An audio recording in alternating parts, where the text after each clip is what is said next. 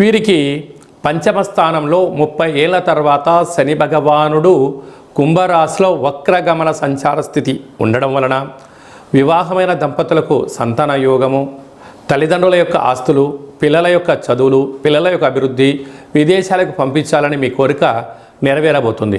కాకపోతే స్వల్పమైన ఆటంకాలు ఉండడం కారణం చేత మీ యొక్క జన్మ నక్షత్రం రోజున మీ యొక్క పూర్ణిమ తిథి యందు, అష్టమి తిథి యందు మీ వ్యక్తిగతమైనటువంటి పనులను వాయిదా వేసుకోవడము ఉత్తమోత్తంగా భావించగలగాలి.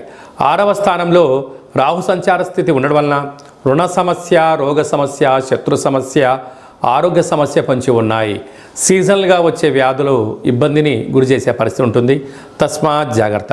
అష్టమ స్థానంలో 12 సంవత్సరాల తర్వాత కుజుడు, దేవగురు, బృహస్పతి వృషభ రాశిలో సంచారం చేయడం, అది కూడా అష్టమంలో సంచారం చేయడం కుజదోష